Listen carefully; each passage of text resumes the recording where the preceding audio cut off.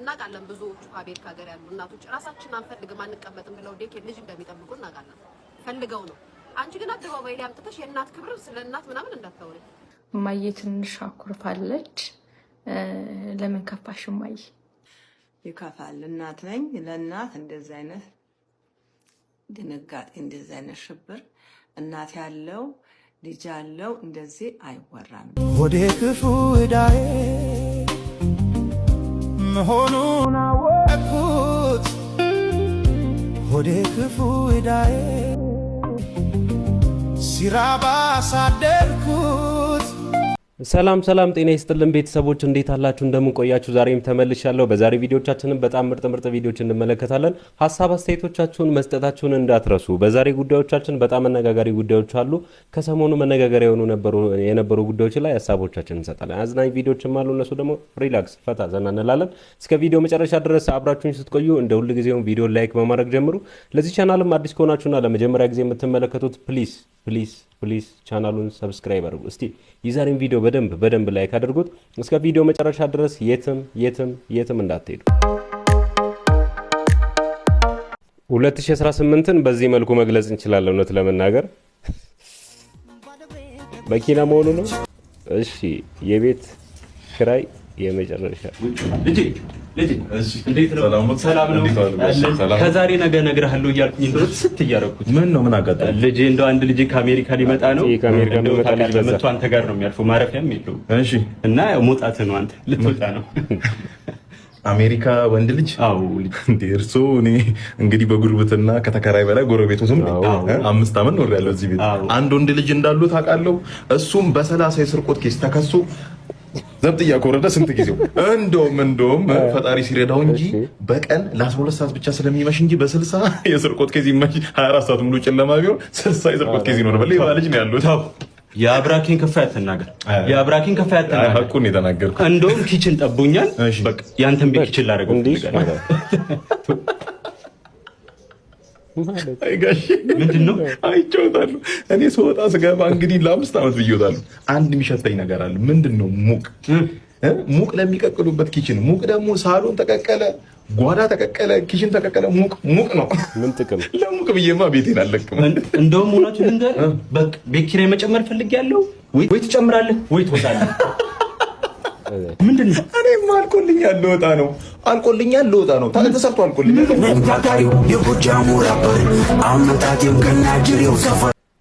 በነገራችን ላይ ቤት ስትፈልግ በቃ ዝልስ ብለህ ምናምን ትለማመጣለህ።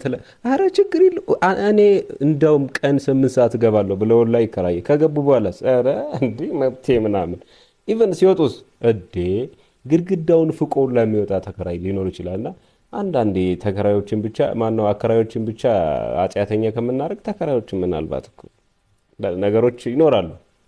ቴንም ከፈሬንም ልሳይ የሆነ ቦታ ሊሄድ ነውና የሆነ ነገር ላደርግ ነው። ልነግር ፈልጋለሁ። የሆነ ነገር ማድረግ ፈልገሽ ልትነግሪኝ ፈለግሽ? እምቢ ማለት ሲጀመር ደግሞ አትችልም። 3 ነገሮች ናቸው። የሚገርም የመጨረሻ ነች ማረገው ማለት ነው። 3 ነገር ነው። ምንድን ነው? ለአንተ ብዬ ነው ሁሉ ነገር ማረገው። ሲጀመር በግራ በኩል ስትሆኚ ማለት ነው ጤነኛ ነገር አታወሪም። ነው በዚህ በኩል በቀኝ በኩል ነው። በግራዬ እንዳትቀመጪሽ። ሳውንዱ ነው ይቀየር። ስማ ባለፈው ምን እያልኩ ነበር? የሴት ቂጥ ላይ እያፈጠጥክ ነበር አይደል? ማን እኔ? የሴት ቂጥ ላይ እኔ የሴት ቂጥ ላይ አፈጠጥኩኝ ማለት ሰይጣን ከፈጣሪ ጋር ተስማማ ማለት ነው። ቀለኝ ምንም ነገር አትወል። ለማንኛውም ቂጤንም ጤቴንም ከንፈሬንም ልሰራ ነው።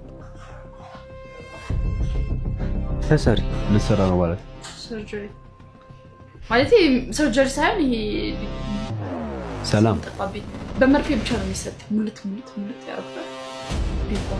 ሰላም ችግር አናትሽ ላይ ይሙላ።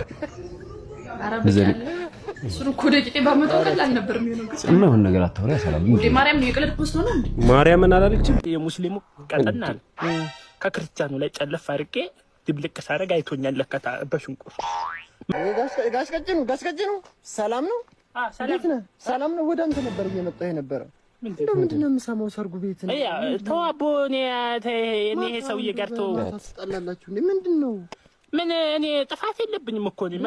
መጣኝ በቃ መነጋገሪያ በቃ ሰው ሁሉ እያወራ ነው። ያውራ ሰውማ እንኳን ይሄንን አግኝቶ ወጡን የምሰራው እንግዲህ እኔ ነኝ። ሁሉንም ሰው የምሰራው እናውቃለን። ይሄንማ እናውቃለን። እንደው ምን ወጡን የክርስቲያንና የሙስሊም ነው እንግዲህ እኔ የምሰራው። ሁልጊዜ ታዋቂ ነኝ። ሳላነካካ ነበር በፊት የምሰራው። ድንገት እንትን ስል የሙስሊሙ ቀጠና አለ። ከክርስቲያኑ ላይ ጨለፍ አድርጌ ድብልቅ ሳደርግ አይቶኛል። ለከታ በሽንቁ መጣና በተለኮሰው እንጨት ዝሎ አይለኝም።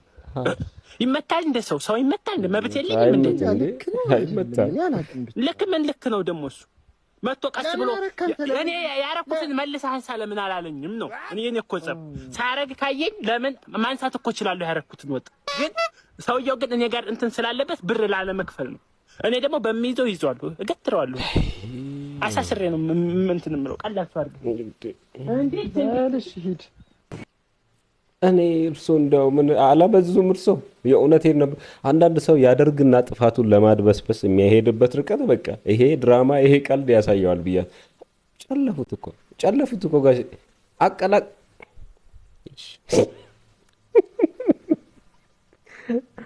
በዚህን ጨፍራ ተውስቲ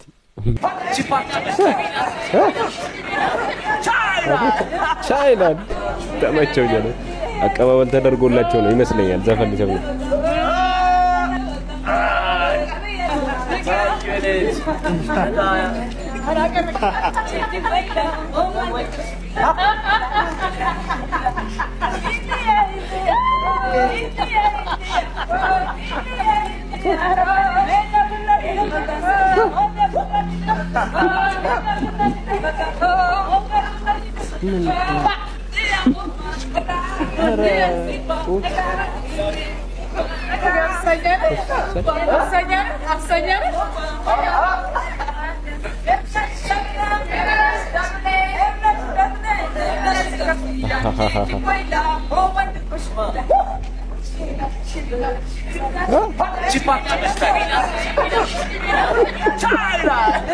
ቻይላንድ ተመቻት።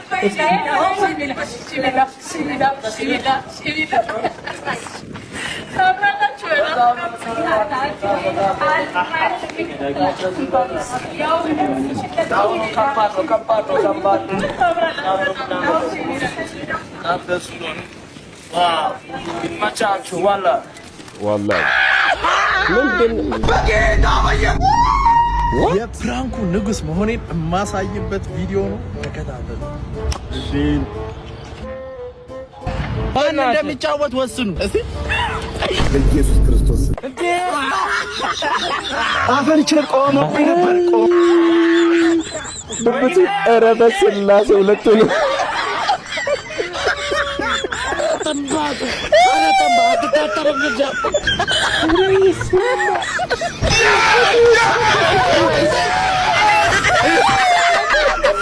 እንደ በርሜል አፉን ገብቶ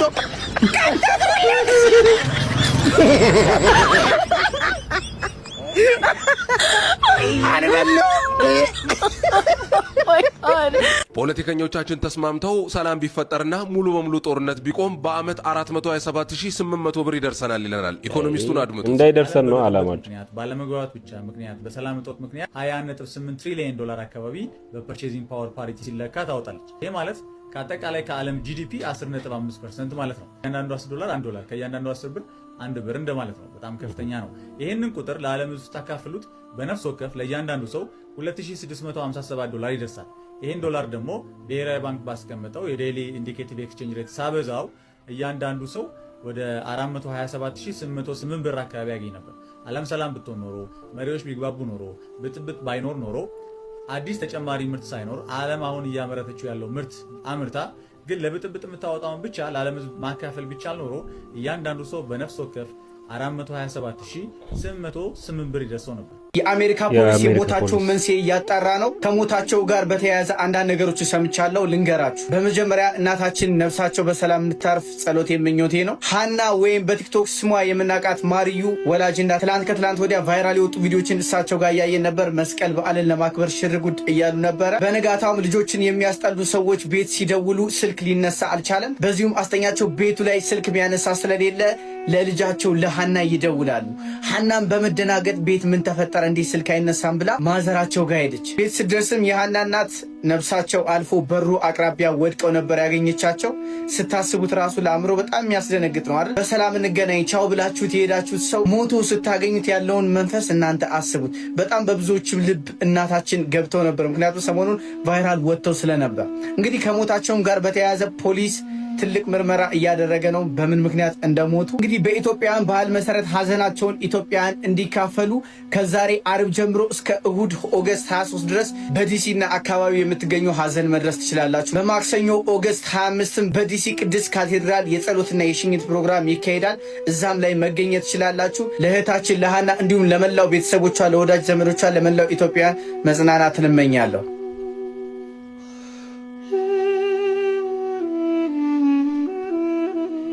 በጣም ያሳዝናል።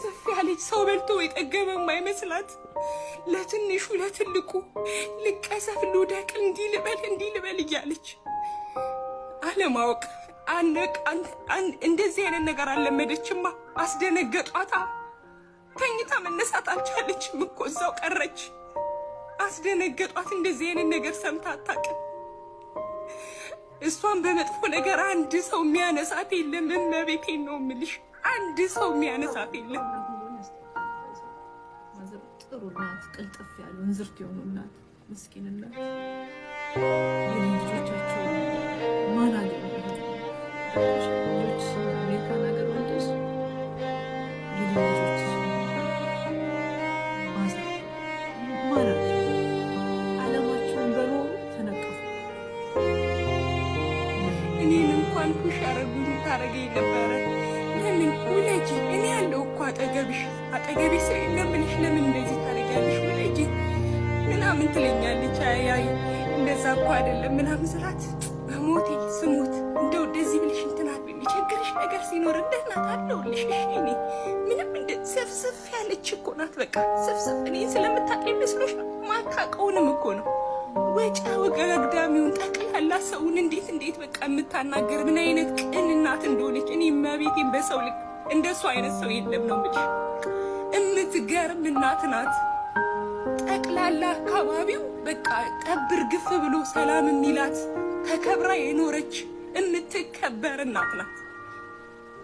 እዚህ ላይ ግን መተው እንደዚህ እያሉ እሷ ተቀመጭ ብትላት አትቀመጥማ። ስራ የለመደች እናት ናት።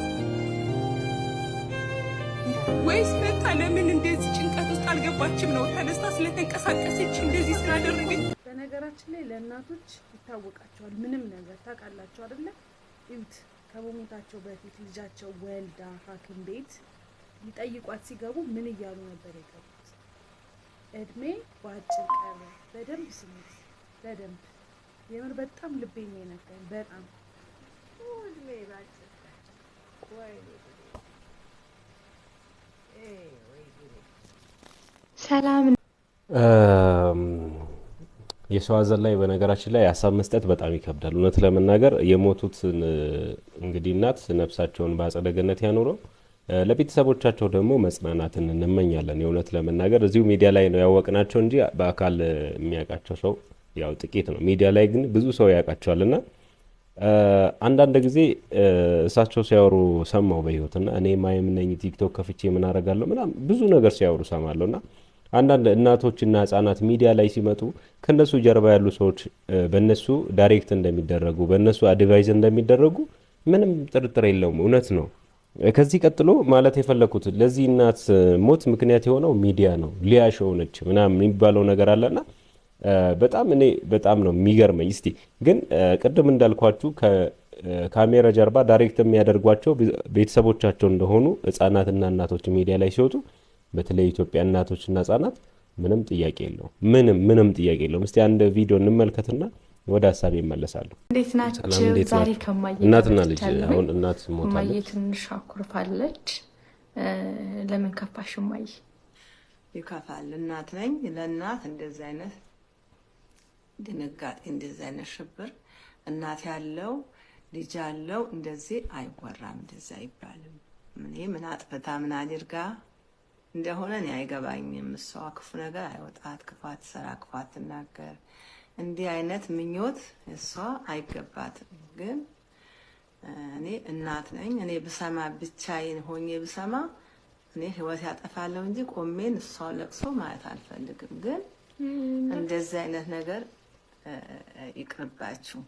መጥፎ ነገር ያለንበትን ጊዜ ወቅቱ ማወቅ አለብን። ወደ ጥሩ መንገድ ያሳየን፣ ወደ ጥሩ መንገድ ይምራችሁ እንጂ እንደዚህ አይነት ምኞት የሰው አይመኝም። ግን በምኞት ደግሞ ሊሆንም አይችልም። ፈጣሪ የፈጠረው ሰው አያጠፋውም፣ በሰው ኃይል አይጠፋም።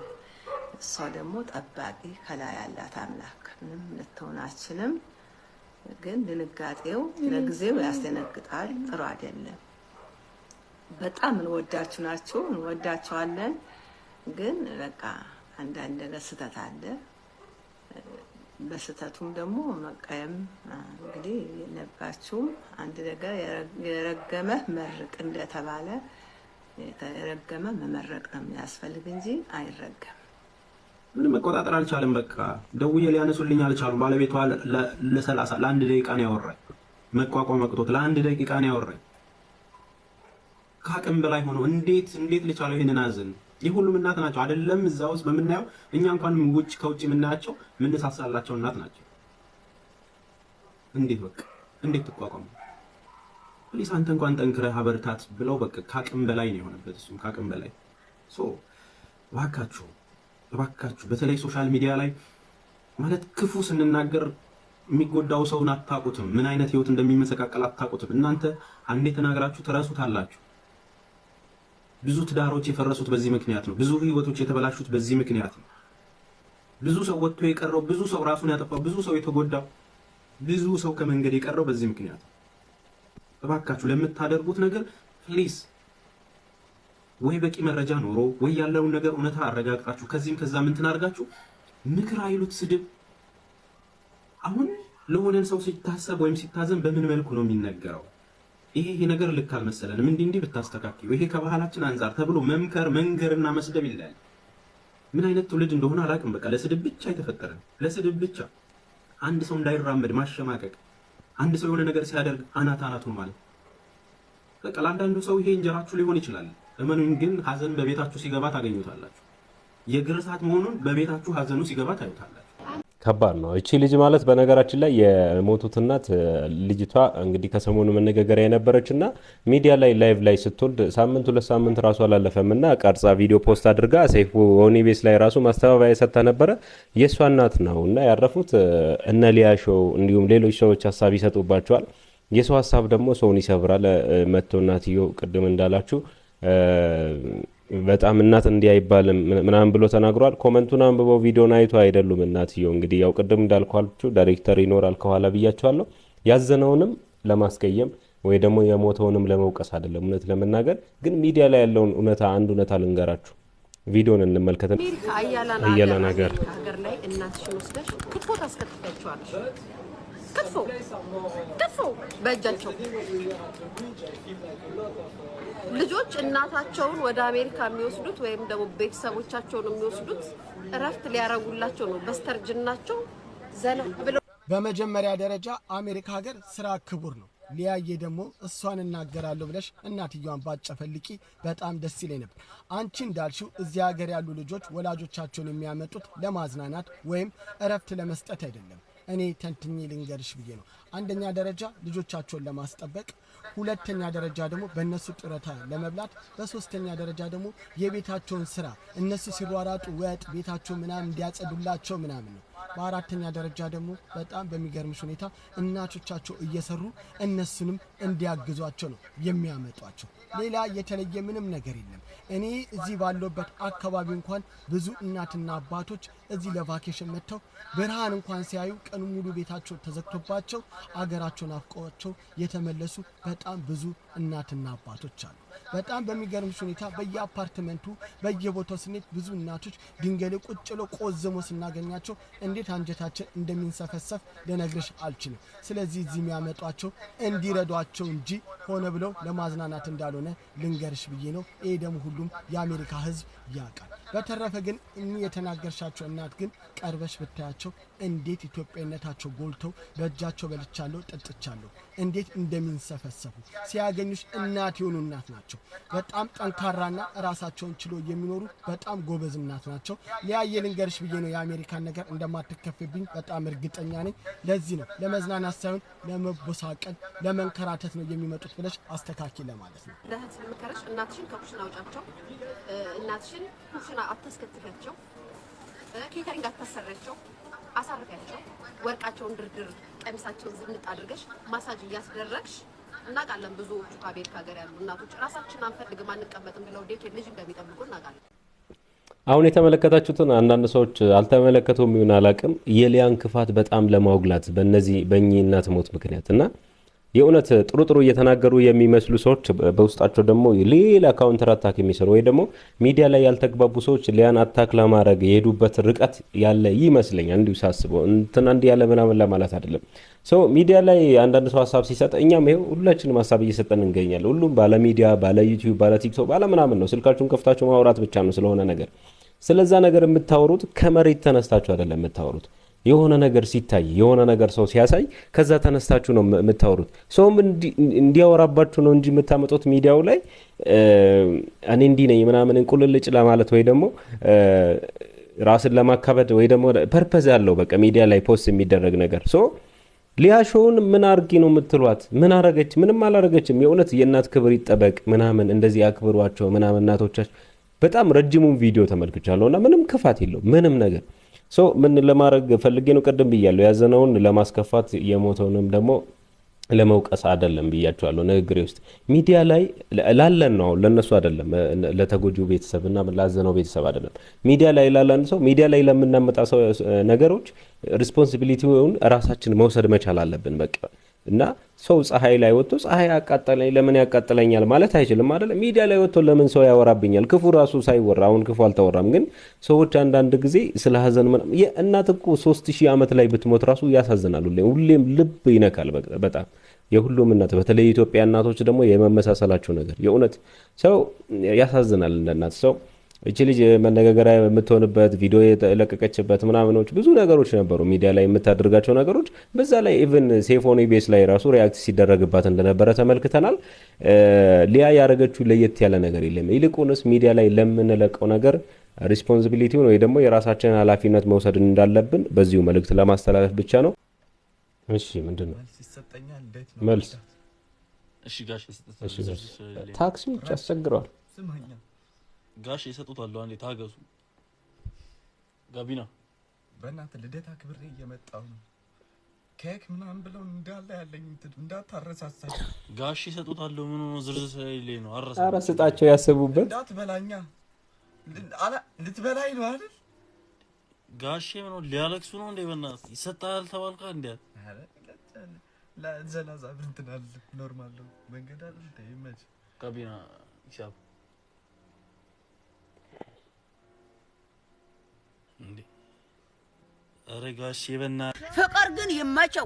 ስንቱን ጥጋበኛ አስተነፈሰልኝ መሰላችሁ? ስንቱ መሬት አይንካኝ ሲል የነበረውን አንበረከከልኝ አነፋረቀልኝ መሰላችሁ? እውነቴን ነው። አሁን እዚህ ጋር እያንዳንድሽ ችርስ አፍቅራን ለማናቀው ችርስ ፍቅር ለማይመችን ችርስ ለማንንዘላዘለው እምትይው ሁሉ አንዳንዴ ተነፈርቀሽ አልቅሰሽ አይሳካልሽ ስል ነው አሁን በየኮሜንቱ ችርስ እምትይው። ይሄን ማወቅ ማመንም አለባችሁ። እውነቴን ነው። ሲንግሏ አስነጣሽዋ ምናምን ፍቅር የሚለውን ፊደል እየዘቀዘቃችሁ የምትሳደቡት አንዳንዴ ቢሆን ሁለቴ ካልሆነ ሶስቴ ግን በዋነኝነት አንዳንዴ ያልቅሳችኋል። እዚህ መጥታችሁ ጭርስ ሲንግል ለሆን ነው። ሲንግል የሚባለው ከመጀመሪያው ያልያዘ ሰው ነው። ተነፋርቀሽ አይሳካልሽ ሲል ሲንግል ኖ። ይሄ አያዋጣም። እንተማመን። እውነቱን ነው።